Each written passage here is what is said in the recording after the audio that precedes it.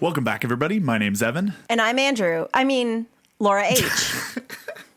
And me and Andrew/Laura H. are so glad that you've joined us back on the BCC pod. This is where we take what's happening in our church and what we're learning together and bring it into unscripted conversations that dive a little bit deeper.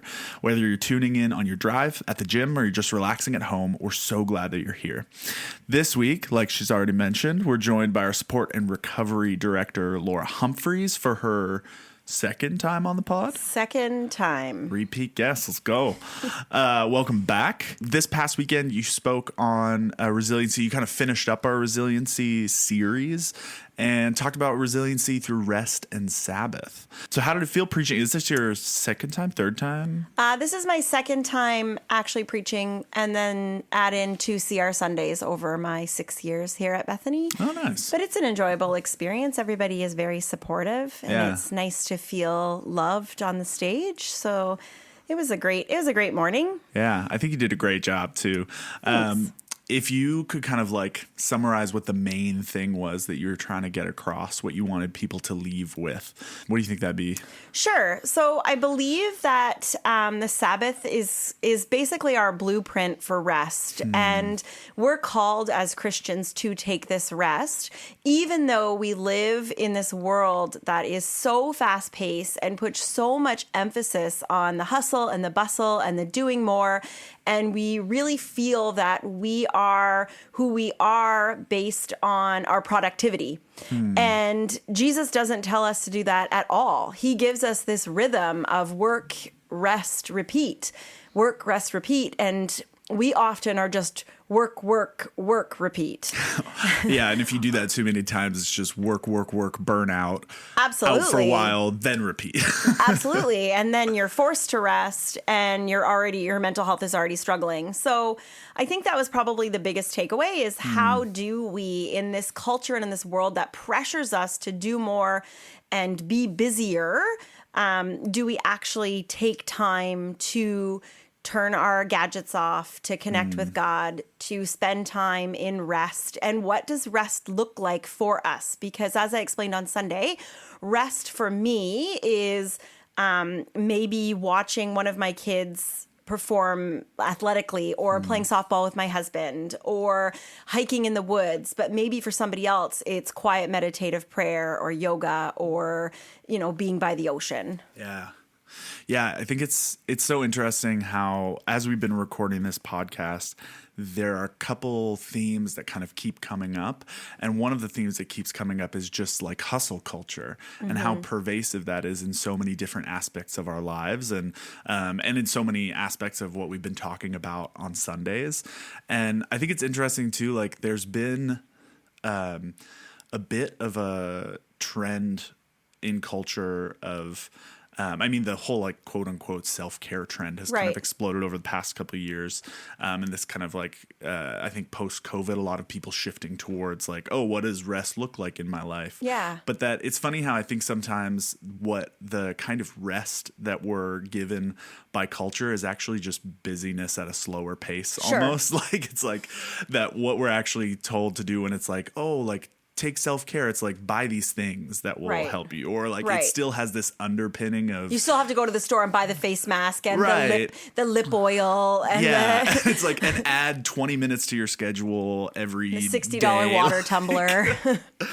And how I appreciated how you talk about this kind of like tying it back to Sabbath and talking about this idea of true rest, and like not just like what are the things that I'm being told should fill me up and should give me kind of restoration, but what is actually gonna fill my bucket, right? And what's actually gonna give me rest and restoration. As you were kind of chatting with people in the foyer and chatting with some of the congregation after the service, is there anything that kind of came out of that? Any kind of good feedback or good conversations that you got into?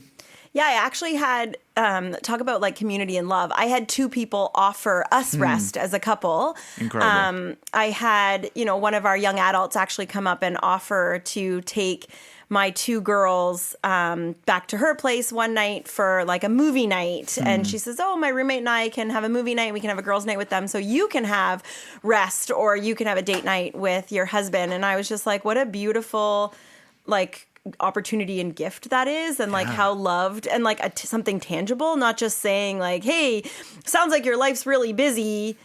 You need to take some You rest. should take some time, right? And I'm like, oh, great. Okay, like Hope when? you figure that out. Yeah, right. When would that be?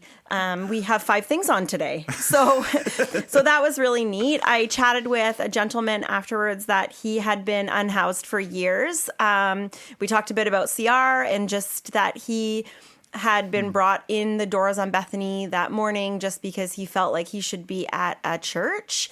And he heard my message and just like my own PTSD journey, and he could really relate to that. And so he actually still works with the unhoused and kind of has been sober for a few years. And so he said that he was going to bring that message back of what rest looks like when you're unhoused back into his community. So that was really awesome. That's and so just, cool. Yeah. And lots of younger moms talking about like sleepless nights and still trying to find that rest when you are exhausted beyond exhaustion, and just like what that looks like, and just trying to even like steal a few moments and have some quiet or whatever brings them rest. Yeah. How do you think, these are all questions that I didn't actually send to you. Just making None you of this go is off in the my cuff. notes, by the way.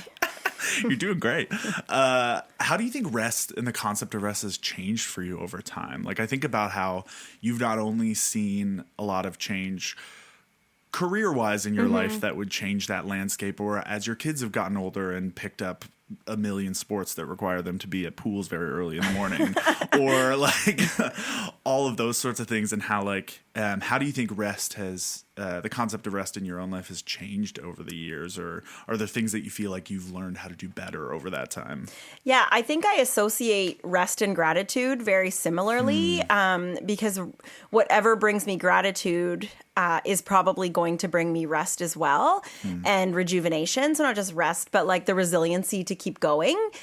And so now that we are a very busy family, I tried to find like little glimmers of what rest and restoration is for me. I shared on Sunday that walking to school with my girls is now a luxury that I don't take for granted. I wasn't able to do that with my previous employer. I worked very long hours. I was on call a lot, and I saw like a lot of hurt in the world and people not getting better. And so now transferring and working at Bethany, I see hope in people every day, and that's a beautiful gift. And also just back to being able to walk my girls and have that time, and, you know, taking the dog for a walk were things that I'm not sure I actually knew that I needed. Yeah, I think that's so cool, because there are a lot of things that are just embedded in our day that, like, that gratitude and awareness piece, I think ends up changing them or moving them into a category of rest, right? That like, and I guess conversely that there's, that the things that do give you rest can also be draining if you don't approach them in the right way, right? Like, there's a way to get your kids to school that's like, I just need to get through this and get them there. And it's not every day. Like, not every day is roses, and not every day are we holding hands skipping to school. Like, there are some mornings where I am pulling my hair out and we are driving because, you know, somebody took a little too longer in the bathroom because they didn't realize they needed to have a shower. And, you know, I have an almost 12-year-old, like, she dominates the bathroom in the morning. And so, you know, like, there is sometimes angry mom that comes out in those moments, and that is not rest, my friends. Yeah, that is not rest, and that is not gratitude. That is not gratitude, and that is not rest, and those are not kind words that are coming out of her 12-year-old mouth. But it is true, because I think sometimes we have a tendency, even as I mentioned before, with culture kind of pushing self-care as a way to sell more things or whatever, that like true rest can be really mystifying for a lot of people, or it can think like it has to be this big thing that I need a whole night or whatever, right?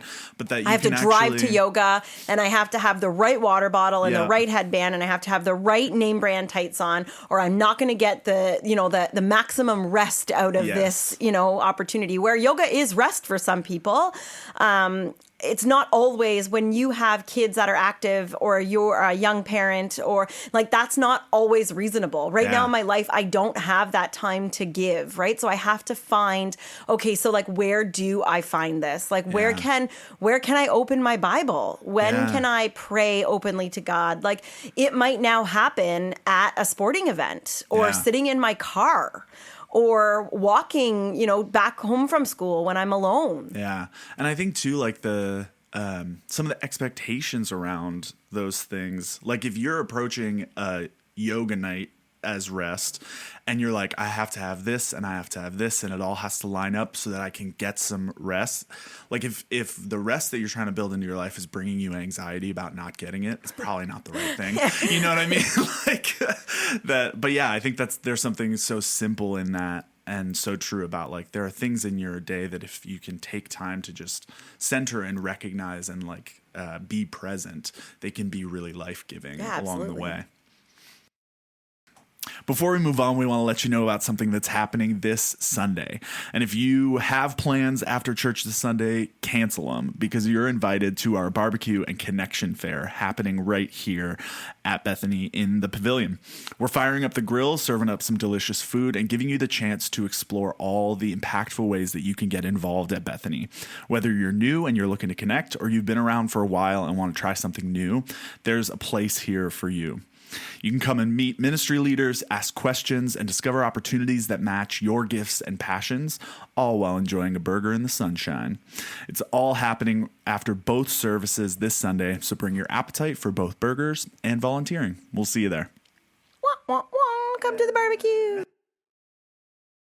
All right, so we got some questions for you. Okay. Wait, those weren't the questions? No, those were. Okay. We've got some prepared questions for you, not just fun things that come into Evan's head.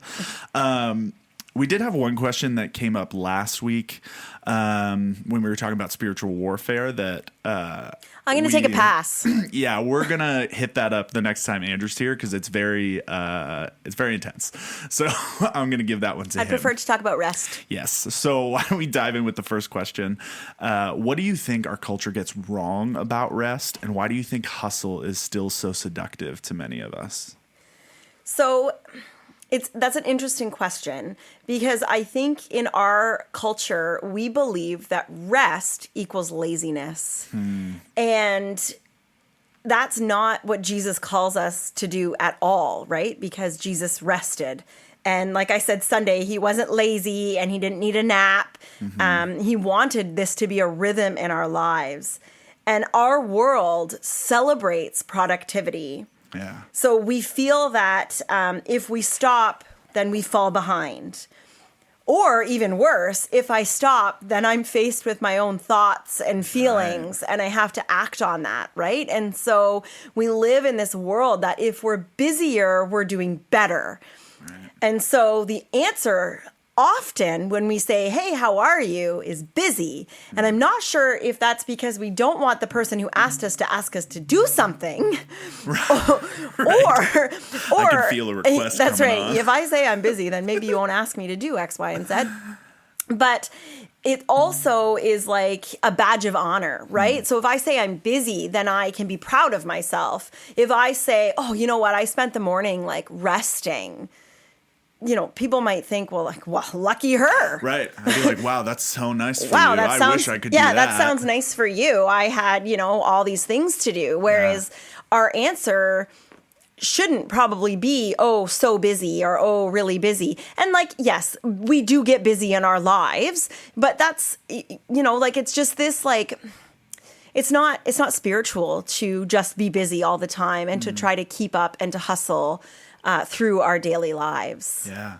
I think rest is so counterculture to so many things. It's counterculture to speed, right? Of you should be moving fast and you should be getting things done quickly. It's counter to productivity. Right. It's counter to a culture that values excess, right? So it's you should be doing more with your time to get more out of life or business or whatever, right? And how, that when Jesus tells us to rest, and when the Bible talks about a Sabbath, that really is a countercultural act, right? That's a way of, because it would be funny, if you came up to me and said, like, oh, hey, how are you doing? And I'm like, oh man, I've just been I've had great rest. I had a nap. Like, I'm like, on the wrong day, certain people would probably punch me in the face if I said that to them, right? Well, even practicing Sabbath, like I know people who practice Sabbath really well, right? Yeah. And they are not bothered on that day of Sabbath or that afternoon of Sabbath. And I think like, well, lucky for them, I get called all the time. I work in crisis. I can't turn my phone off. But who am I to think that I'm bigger than Jesus? Right. And I think it's true too, like when the second part of this question that like, why do we think hustle is so seductive? It's like whatever culture values is going to look like something you want to achieve, right? At face value. So if it's like, if culture values hustle and pushing forward and just like moving at a very fast pace and being in busyness, then that's what we're going to instinctively say, oh, that's what I want to do, right? Yeah. And that, but like taking time to recognize why, like what are the things inside of me that are pushing me towards that, right? Like what am I actually chasing when I say yes to and that? if I stop, what's there? Right. Yeah. What am I trying to forget about amidst my busyness? We see that a lot in grief, right? Just keep busy. And the grieving process will catch up to you. Yeah. Our second question says, how can we discern whether we're being actually resilient or if we're running on survival mode? So I think that resiliency is healthy adaptation. So it is responding to life's challenges and knowing when we need support.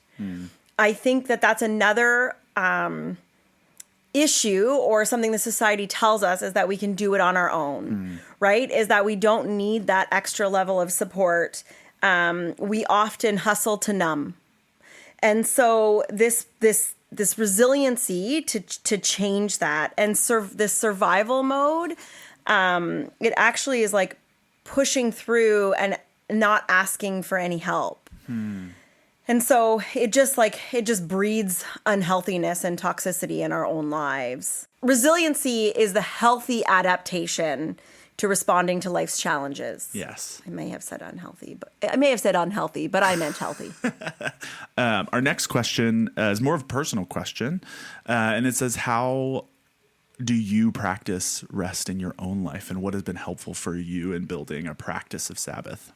So I think looking at what fills your bucket is a really good place to start with how to determine what brings you rest. So early on in our marriage, I've shared this story before, but early on in our marriage, we determined that what fills our buckets, my husband and I, are very different. And so we have a swimming pool in our backyard, and nothing fills my bucket and actually brings me rest more than is to have lots of people, a barbecue, and have kids swimming and laughter and fun. And I can actually sit back and relax in a situation like that. Some people, that stresses people out, having people and having to host. I find it resting and relaxing. I can sit in the chair and I can watch what's happening around me, and I can just actually soak in God's goodness from that. And it fills me up. Yeah. My husband, on the other hand, is much more introverted than I am. And so he feels rest. Yeah, he feels rest when it's just our family in the backyard and it's quiet and it's peaceful and he can hear the birds and, it's much more probably serene than what I would like. And so learning and leaning into, especially early in our marriage, that like we have to have balance. Yeah. Right. And so he did say to me, I don't know, we've probably been married like a year. He said like, I won't be able to sustain having people swim in our backyard 7 days a week. And I was like, why? What do you mean? Like that sounds like the best time ever. Yeah, it does, right? Like we're talking like, I'm like, well, these people are coming over at 1, and then when they leave, these other people are coming over at 5, and when they leave, like, I'm probably gonna have the neighbors over. And he would just look at me like his eyes bugging out of his head and be like, I can picture the life leaving his eyes as you're saying. Yes. And I'm like, I don't get why this doesn't fill your bucket. Like, I don't get why this is like, we're friends, we're family, the music's going, we're swimming. Get to see all the people that we love. Right. I'm like, what what is wrong with you?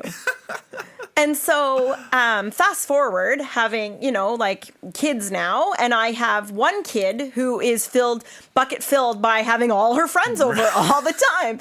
And I have another kid who typically doesn't like to do more than one event in one day because she gets so drained by having people around her, right? So I wonder who they took after. So I quickly established that what brings me rest is chaos. And it's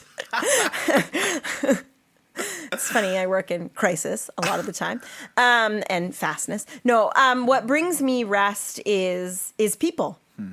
And so when I said on Sunday that I find rest sitting in an aquatic center or watching my kid jump inanimate objects on a pony, and, like she's really into rugby right now, which is terrifying as a parent, two terrifying sports. And because I'm surrounded by people that I like, right? And we're chatting and, like we usually have a good coffee or something. And so that actually is rest for me. And I shared about walking the kids to school and back, and just that is quiet rest of spending time with God, right? And so I do try to practice Sabbath on a Sunday. I am not great at it. To the point where when I told friends I was preaching on Sabbath and rest, they laughed. And they said, what? And right, like you? And I was like, wait a minute, hear me out. Because what you think is rest and what I think is rest is two different things. Right? Fair. So you can say that about me because our life is chaos. We all need those kind of friends in our lives. Yeah. Being like, sorry, what? Sorry, you're and they were like, well, the Lord really picked that one for you, or there's a reason why you were asked to find scripture on rest. Read it. Yeah. Maybe take some, bro. Yeah, take some. Yeah, it's funny. It's too bad that Andrew couldn't be here because now we just have two deeply extroverted people talking about rest. Yeah. Like for any of the introverts that are listening to this, they've probably turned me off already. Yeah. They're probably like, I can't listen to her talk about parties and chaos anymore. Because I'm a similar way. Like unless I'm physically tired or forcing myself to see the beauty in stillness, I'm like, put me with a group of people any night. I'm there, right? How has like boundaries played into this conversation with you, and like what does it look like, or where's the need for like kind of protecting rest and protecting our like I guess our calendars, or like how much do like boundaries for your time and rest kind of go hand in hand with how busy people are these days? So I'm going to do a really great Celebrate Recovery plug here, because it is built-in rest every single week for me. Yeah. Right? It is solitude. It is a place where I can feel during the day, and this isn't just me, I've heard this over and over again. I can feel during the day that CR is feeling like a task, right? Like it is just feeling like one more thing on my to-do list that I need to like check off, right? Yeah. Like I need to get there. I'm already feeling exhausted. I need to get there. And I can say this unequivocally, there is not one night I have left Celebrate Recovery without feeling rejuvenated, without feeling like I was given rest, without feeling like I came in feeling burdened and tired and alone, and I leave feeling loved and accepted and ready to face, right? And so this gift, honestly, it is a gift that our church gives us, right? Mm-hmm. And the fact that Bethany has made space for this for 20 years is just so beautiful. Yeah. And so for me, that is a protective, sacred space that I can look forward to, and that many others look forward to every single week. And so I think creating boundaries, that is healthy for me, because I'm with like-minded folks who also have learned when to say no, or when to have a sacred space, or practice Sabbath likely better than I do, right? And so, no, they do practice Sabbath better than I do. And so it is this beautiful rhythm that is spiritual and prayer-filled and can be quiet. So even though I go in feeling exhausted and going in survival mode, I leave feeling resilient and rejuvenated. Yeah. That's beautiful. It's also a great segue into our last question for today. Church community. Yeah. How can our church, but church communities at large, better support mental and emotional health, especially in ways that avoid spiritual bypassing? Yeah, so I think about this because I think back on like the attending church unmasked, right? And so you go into a Sunday and you act a certain way and you hear the message. Mask as in the face we put on, not mask as in COVID not masks. COVID, not a COVID, not an N9 mask. N95. Yeah. N95. See, I've forgotten. See, it's been 5 years. It's happening. We're finally starting. We're starting to forget. Like a facade. Right? And so we can go in on Sunday with a facade. We can go in and say, I'm fine, or living the busy life, right? And nobody really questions us deeper. But that's not actually what church is called to do, right? Like church should be a place for vulnerability and a place where we can go broken and unmasked and feel like we're going to be healed. I feel like when we attend big church on a Sunday, we are surrounded by, here at Bethany, a few hundred people on a Sunday, right? So it is really hard to unmask ourselves, not the COVID mask, but the actual facade of who we want to look like and who we want to be. Yeah. So at Bethany, we are given the opportunity to have home church and see our be a place of true vulnerability. So I find often that sometimes we feel that church, and even like a Sunday church community, is about celebration, right? We come in on Sunday and we're potentially excited to be there, and the message is uplifting, unless we're talking about spiritual warfare. And, like we leave feeling like, wow, that was a great message, Andrew. Thanks for the challenge. Yeah. And we kind of like leave it there, right? Yeah. It takes more than throughout the week to build that community. And so I feel like Sunday can be this great piece of celebration, but that's not all church should be. Church should be for vulnerability. Yeah. So at Bethany, we're offered things and programs throughout the week. We have CR, we have youth, we have home church, family nights. There are other things that are going on where we can come unmasked. And so so the last part of your question, ask the last part again. Oh, yeah. Better support mental and emotional health, especially in ways that avoid spiritual bypassing. Right. So I think about terms such as God's got this, right? Or pray more and, the Lord will deliver. And yes, I do actually believe those things because we put our hope in Jesus. Yeah. If not, this is all for naught. Right? And even at Celebrate Recovery, we know our number one healer is Jesus. Right. However, statements like that can be very damaging. Right. And I think that we shouldn't use these to silence what is actually happening in our lives. We shouldn't use like God's got this to silence our grief or our trauma, right? We do actually have to work through those things, and it's okay to not be okay in a world that tells us that we're just fine. Yeah. It's like, it's the two things can be true at the same time, right? Yeah. That you can be going through a really tough thing and God can also still be really good. Right. Absolutely. You can be struggling super hard, or you can not know how something's going to finish in your life, and God can still be trustworthy and worth leaning into. Right. It's funny because I was just talking with the other Laura, doing some the other Laura sermon, H. The other Laura H, doing some sermon series brainstorming, and we actually talked about how fun it would be to do like a Christianese or like Christian phrases series where it's like Jeremiah 29:11's, the God will never give you more than you can handle, the God's got this, ones like those that have truth in them but are often used in horribly wrong ways that don't help. God has got this, no doubt. But you may also need medication and therapy and Celebrate Recovery. Right? Those are actually gifts from God, right? We said that last week. I'm like, Jesus can be powerful and trustworthy, and you can also have a therapist. That's right. That's right. Yeah. I mean, the analogy of God sending the boat over and over and over again, right? And the person saying, no thanks. I'm waiting for Jesus. I'm like, God's got this. And then they drowned. And then God says, and they say, like, you were supposed to save me. He's like, I sent you 6 boats. Yeah. Right? Like, you didn't get in. I sent you a great therapist. Like, why didn't you call them back? why didn't you call them back? I gave you a church to celebrate recovery. Why didn't you go?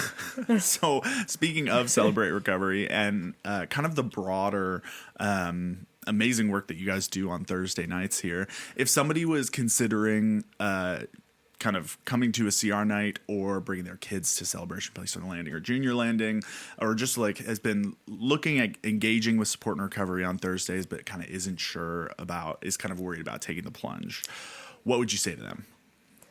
I would say everybody feels that way. I would say that if you're sitting in your car in the parking lot and you're hesitant to come through the doors, you're not alone. Even I, as the director of support and recovery and Celebrate Recovery, felt nervous coming through the doors, right? So you're not alone. You will be greeted. We have a newcomers group, so it makes your first night very easy. All we ask for you to do on your first night at CR is listen. And you can share or not share as much as you want, right? So the pressure is actually totally off you. Yeah. With Junior Landing and Celebration Place, our landing ministry is still going for another few weeks, but they're kind of coming to a close. Our kids mental health ministries are done for the year. However, registration will be open in the middle of the summer for next year. They were wildly popular this year. It was amazing to see kids transformed. If you do have kids that are struggling with bullying, their own mental health, I am a parent. I shared on Sunday that I have PTSD. I had some anger issues. And so my kids have learned so much from Celebration Place about who they are, having a parent with a mental illness. We have lots of kids who come who are parents who are divorced. And what a healthy thing to give your kids that gift if you are struggling in your marriage. And so my advice is to try. Yeah. I often say, could you give us 3 weeks? If you can give us 3 weeks, the first week is going to feel a little overwhelming. You're going to get a lot of information. The second week, you're going to get to go to one of our open share groups, and you might not share that first week. So by the third week, you should probably know if Celebrate Recovery is a good thing for you. And also, if you have extra questions, you can reach out to me. I can be reached, like we have a support and recovery section on our website, and my information is there. Yeah. You are welcome to reach out and get more information from me. We'll drop the link in the description of this pod. Yeah, sure. And one of the questions I often get is, can I bring a friend? Sure, bring a friend. Always. No friends allowed. No friends, just you. You have to only associate with people who are at CR. No, bring a friend. It does make it easier that first night. If you have a spouse or a partner or somebody you want to come with, that's fine. I think people will be shocked when they walk through the doors to see all the people that they already know. Yeah. Because it's a confidential program. We don't share that information. Nope. When people walk in, they're like, oh, I didn't know you'd be here. I didn't know you attend CR. Yeah. And so that's always pretty cool and eases people's tension right off the bat. Yeah. I think that's probably a great place to end. Give it a try. When you think about it, that's like 3 weeks. That's probably like 3 hours. Yeah. That you'll spend with CR, and 3 hours as opposed to the amount of time that you'll spend kind of working through and experience some of the benefit of healing. CR's changed my life. Definitely worth it. It's changed my life. It's changed who I am as a spouse. It's changed who I am as a partner. It's changed our marriage. I think it's just a gift. I see the gift in my kids' lives.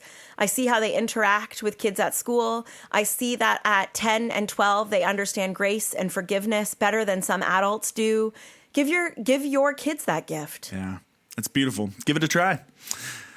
That's a wrap for today's episode. Thanks so much for hanging out with us. We love having these conversations, but they're even better when you're a part of them. So if you've got questions, thoughts, or topics that you'd love to hear about, shoot us a text at 905-937-5300. We'd love to hear from you. And if we don't answer it, it's because Andrew isn't here and he knows the Bible better than us. And I don't want to answer a question on spiritual warfare. Yeah, those are scary. But you have to leave that in. Before you go, don't forget to subscribe to the BCC pod so you never miss an episode. And if you're enjoying the podcast, do us a favor and leave a quick rating or review. It's a simple way to help others find us and to be encouraged as well. Thanks for sitting down with me, Laura, and chatting. It was great to have you back on the pod. Who knows? Maybe less time will elapse between podcasts. You're going to become our main speaker now, right? That is not my job. As a function of boundaries to take care of That's your right. rest, No. you're saying no. I can say no without reason. Thanks for hanging out with us. We will see you all on Sunday and back here next week. See ya.